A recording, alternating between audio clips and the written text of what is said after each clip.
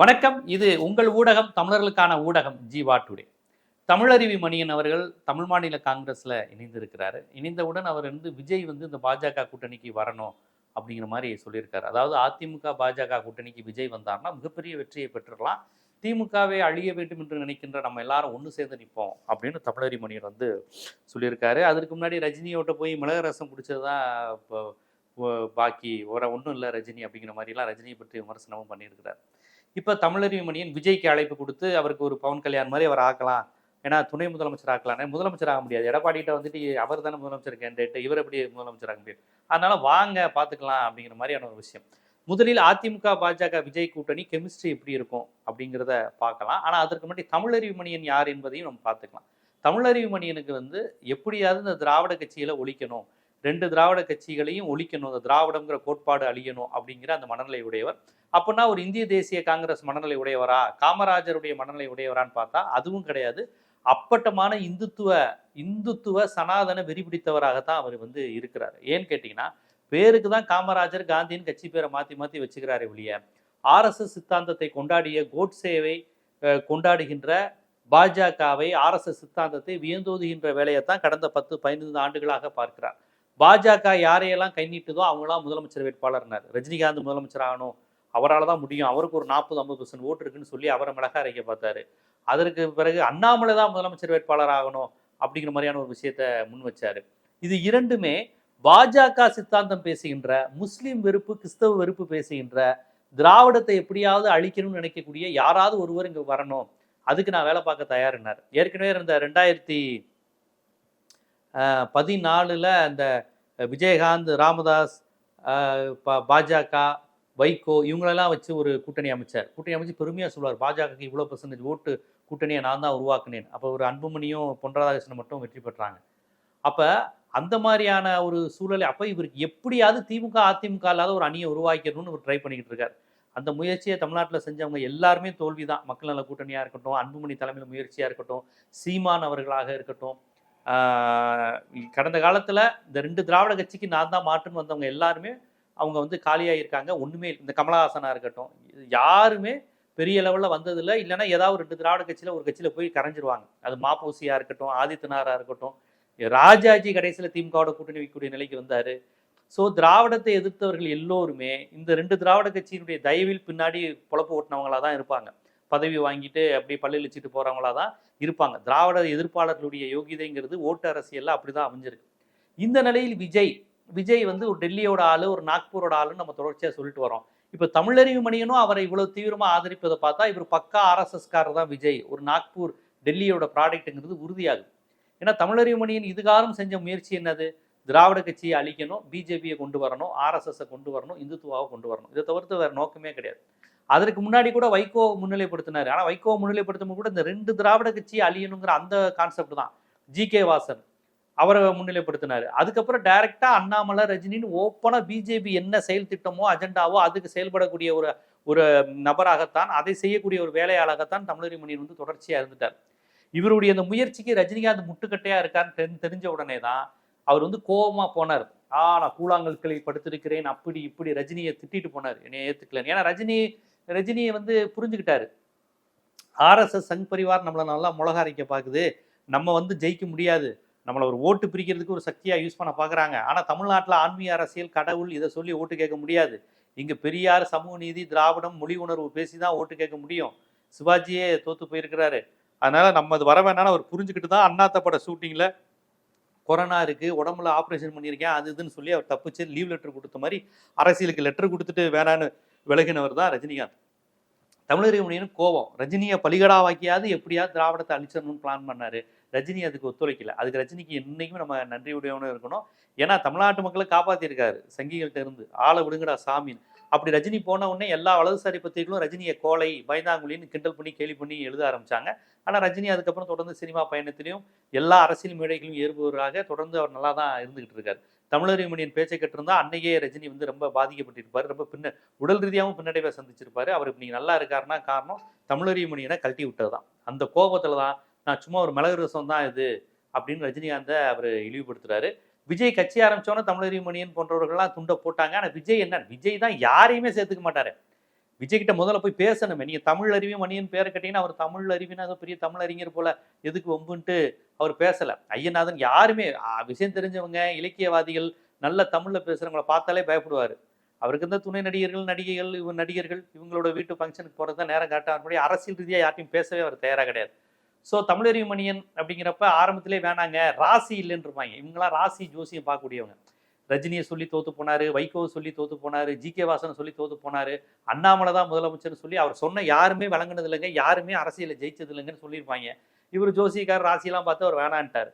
இப்ப நேரடியா விஜய் கட்சிக்கு போகாம வாசன் கட்சிக்கு வந்துட்டு நீங்க எப்படியாவது பிஜேபிக்கு வந்துருங்க, பிஜேபி கூட்டணிக்கு வந்துருங்கன்னு கூப்பிடுறாங்க. அப்ப இவர் கொள்கை தலைவர் பெரியார் என்பதும் கொள்கை எதிரி பிஜேபி என்பதும் பொய். அது ஒரு கணக்குக்காக ஒரு உலாயின்னு சொல்ல தெனாலி படத்துல இந்த கமல் மாறி மாறி சொல்லிக்குவாங்க, சும்மா உலாய் சும்மா சும்மா காட்சிக்கு சொன்னீங்க. அது மாதிரி தான் அவர் சொல்லியிருக்காரு ஒழிய விஜய்க்கு வந்து பெருசா எதுவுமே கிடையாது. இப்ப அவர் கட்சியில பாருங்க ஒரு வலதுசாரி அவர் நான் விவாதங்கள்லாம் அவரை பார்த்துருக்கேன். ஆனா முழுக்க முழுக்க வலதுசாரி ஆதரவாக தான் அவர் பேசக்கூடியவர் அவர். ஸோ அந்த வலதுசாரிகள் தான் இன்னைக்கு வந்து விஜய் பக்கம் இருக்கிறாங்க. ஏற்கனவே பிஜேபியில் இருந்த சிடி நிர்மல்குமார் இருக்கிறாரு, அமித்ஷாவினுடைய கையாளாக இருந்த செங்கோட்டையன் இருக்கிறாரு. அப்போ முழுக்க முழுக்க பிஜேபியை நேற்று வரை ஆதரித்தவர்கள் இன்னைக்கு விஜய் ஆதரிக்கிறாங்க. கேட்டால் நாங்கள் பிஜேபி எதுக்கு தான் கட்சி ஆரம்பிச்சிருக்கோங்கிற ஒரு காமெடியை சொல்றாங்க. ஸோ தமிழறிவு மணியனும் அதை உறுதிப்படுத்தியிருக்கிறார். பிஜேபியின் அடியாளாக, வேலையாளாக, கைப்புள்ளையாகத்தான் விஜய் வந்து கட்சி ஆரம்பிச்சிருக்காருங்கிறத தமிழறிவு மணியனை ஆதரிப்பது மூலம் தெரிஞ்சுக்கலாம். ஏன்னா பிஜேபி எதிர்ப்பாளர்கள் யாருமே விஜய் ஆதரிக்கிறது இல்லை. இடதுசாரிகள், தலித் அமைப்புகள், பெரியாரிஸ்டுகள் இவர்கள் யாருமே விஜய் ஆதரிப்பதில்லை. ஆனா யாரெல்லாம் பிஜேபி ஆதரவாளர்களா இருக்கிறாங்களோ அவர்கள் எல்லாரும் வேக வேகமா போய் விஜய் ஆதரிக்கிறார்கள் என்றால் விஜய் யாருங்கிறது ரொம்ப அப்பட்டமா தெரிஞ்சிருக்கு. அவர் வந்து ஒரு பிஜேபி ஆளு தான், டெல்லியினுடைய பிளான் அசைன்மெண்ட்டின் படி தான் அவர் ஆரம்பிச்சிருக்காரு அப்படிங்கிறது ரொம்ப அப்பட்டமாக தெரிகிறது. ஸோ எப்படியாவது இவர் இந்த விஜயை வந்து அதிமுக பாஜக கூட்டணியில் சேர்த்து 250, 270, 234 தொகுதி தான் 300 சீட்டு ஜெயிச்சிடலாங்கிற கனவுல அந்த வலதுசாரி பத்திரிகைகள் இருக்கிறாங்க. இதே இந்த வலதுசாரி பத்திரிகைகளுடைய 2-3 அஜெண்டா பாருங்க. ஒரு பக்கம் விஜய் தனிச்சு நிற்கிறாருன்னா வேற வழியே இல்லாம விஜய் தான் மிகப்பெரிய வலிமையான சக்தி, அதிமுக கிடையாது, 2வது இடத்துக்கு விஜய் வரப்போறாரு, 60 சீட்டு ஜெயிச்சிருவாருன்னு இஷ்டத்துக்கு எங்க சென்சஸ் எடுத்தாங்கன்னு தெரிய எழுதுறது.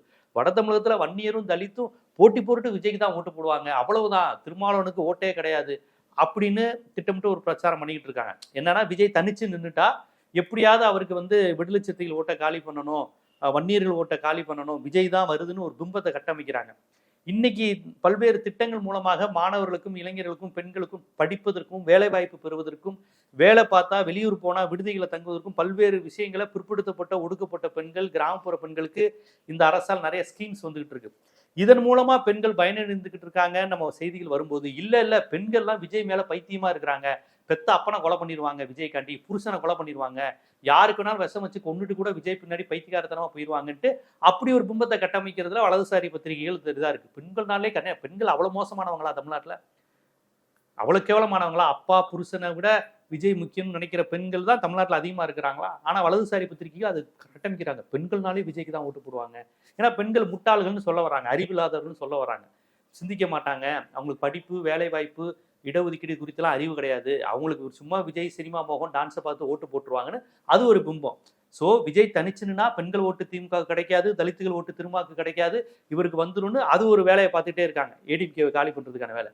இன்னொரு பக்கம் முயற்சி பண்ணி பார்ப்போமே, ஒரு மனசா எல்லாரையும் ஒரே குட்டையில போட்டு இணைச்சு வந்து அதுக்கான வேலையும் ரெண்டு எப்பவுமே ஆப்ஷன் பியோட பிஜேபி செயல்படும்.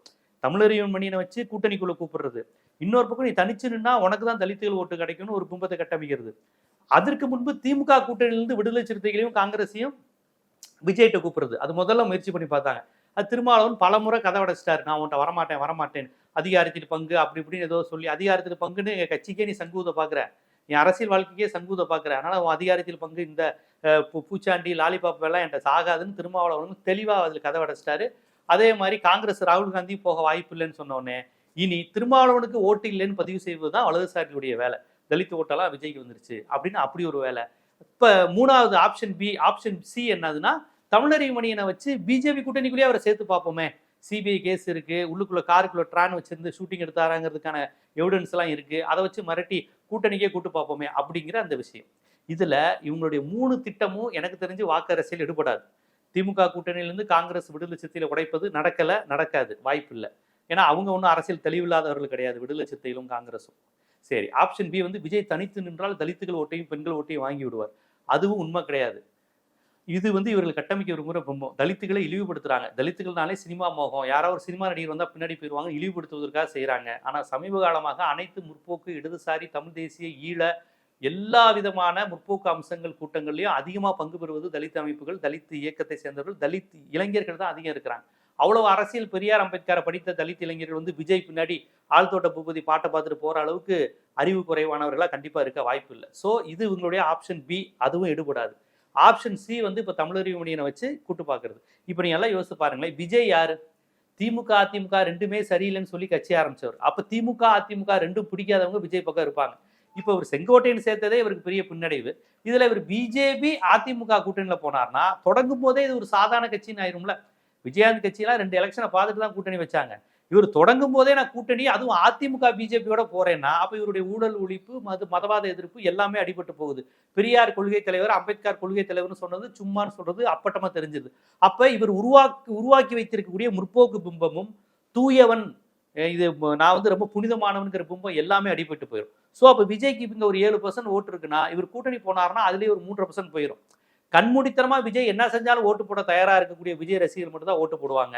மற்றபடி இவர் தான் ஆல்டர்னேட்டிவ்னு ஓரளவு நம்பிக்கிட்டு இருந்த இந்த அண்ணா சாரை குரூப் மாதிரி இந்த படிச்சவன்லேயே பெரிய முட்டாள் இருப்பான். 2 திராவிட கட்சி அழிஞ்சிட்டு புதுசா ஒருத்தன் வரணும் சினிமால இருந்துன்னு அந்த குரூப்லாம் ஓட்டு போட மாட்டாங்க. ஆமா இவர் ஏடிஎம் எடப்பாடியை முதலமைச்சராக தானே ஓட்டு போட போறாருன்ட்டு அந்த குரூப் ஓட்டு போட மாட்டாங்க. அவங்க திருப்பி நாம் தமிழர் சீமான் மாதிரி ஆட்களுக்கு ஓட்டு போட்டுருவாங்க. அப்பா 2 திராவிட கட்சி வேணான்னு இவர் தான்ப்பா சொல்றாரு.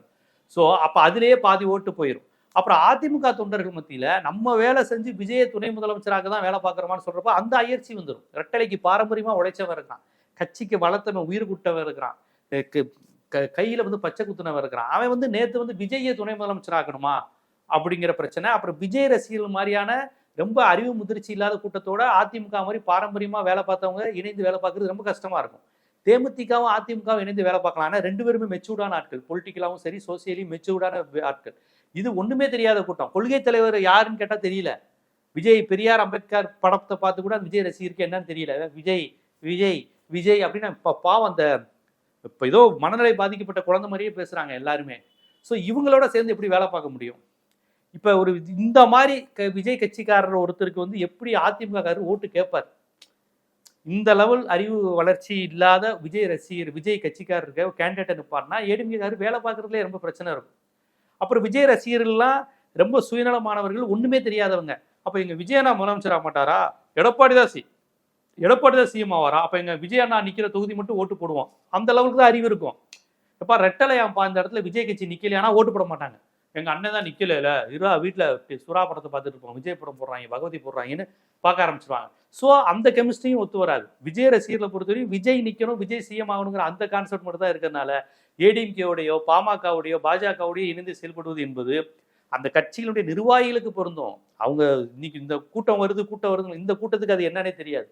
ஸோ எல்லா விதத்திலையும் அதிமுக கூட்டணிக்கும் பின்னடைவா போயிடும். விஜய்க்கு கிடைக்கக்கூடிய கிறிஸ்டின் முஸ்லீம் ஓட்டு, தலித் ஓட்டு சுத்தமா கிடைக்காம போயிடும். அதற்கு பிறகு விஜய் உருவாக்கி வச்சிருக்க புனித பிம்பம் அடைஞ்சு போயிடும். ஸோ இவங்களுடைய option A, option B, option C, விஜயை வைத்து இவர்கள் போடுகின்ற 3 செயல் திட்டமும் தோத்துதான் போக போகுது. அதுவும் தமிழறிவு மணியனே சொல்லிட்டாரு அப்படிங்கிறப்போ ஒரு படத்துல கவுண்டமணி சொல்ற மாதிரி நரி ஊழையிட்டுருச்சா அப்படின்னு சொல்ற மாதிரி தமிழறிவு மணியன் சொன்ன எல்லோருமே தமிழ்நாட்டில் அரசியல் ரீதியாக பாதிக்கப்பட்டு விளிம்பு நிலைக்கு போனதை தான் பார்த்துருக்கோம். இல்லை ஒண்ணுமே இல்லாதவர்கள் நிலைக்கு போயிருக்கோம். அந்த நிலையில் இன்னைக்கு விஜயை அவர் கூப்பிடுகிறார் என்றால் விஜய் வந்து ஏற்கனவே பாதாளத்துல தான் இருக்கிறாரு, இன்னும் பாதாளத்துக்கு போயிடுவாருன்னு தான் அர்த்தம். அவர் அரசியல் தொடக்கமே தமிழறிவு மணியன் வந்து தொடங்கி வைக்கிறாருன்னா அவருடைய நிலை என்னவாகும் அப்படிங்கிறத நீங்க புரிஞ்சுக்கணும். இது ஒரு ஜாலி கிண்டலுக்கு அப்பாற்பட்டு உண்மையான அரசியலோடையும் இதை நம்ம அணுக வேண்டிய காரணம் இருக்கு. யார் பிஜேபி, யார் தமிழறிவு மணியன், விஜய் யார், இந்த 3 பேருக்கு உள்ள தொடர்பு என்னங்கிறத தயவு செய்து நீங்க புரிஞ்சுக்கோங்க. இவர் ஏதோ பாஜக கொள்கை எதிரின்னு சொல்றாரு, இவர் ஏதோ புதுசா ஊழல் எதிர்க்கிறாருன்னு சொல்றாரு, எதுவுமே கிடையாது. ஏற்கனவே ஊழல் குற்றச்சாட்டு உள்ளவர்கள் தான் விஜய் ஆதரிக்கிறாங்க. மதவெறி பிடித்தவர்களும் சாதி வெறி பிடித்தவர்களும் ஆதரிக்கிறாங்க. எப்படியாவது பிஜேபி ஆட்சி கொண்டு வரணும் துடிக்கிற தமிழறிவின் போன்றவர்கள் ஆதரிக்கிறார்கள் என்றால் விஜய் யார் என்பதை தயவு செய்து உளப்பூர்வமா நீங்க யோசிச்சு முடிவெடுத்துக்கோங்க. இது போன்ற அரசியல், சமூகம், சினிமா, பொருளாதாரம், சட்டம் போன்ற பல்வேறு விழிப்புணர்வு காணொளிகள் உங்களை வந்து சேருவதற்கு ஜீவா டுடே சேனலை சப்ஸ்கிரைப் பண்ணுங்க, ஆதரவு தாங்க. நன்றி.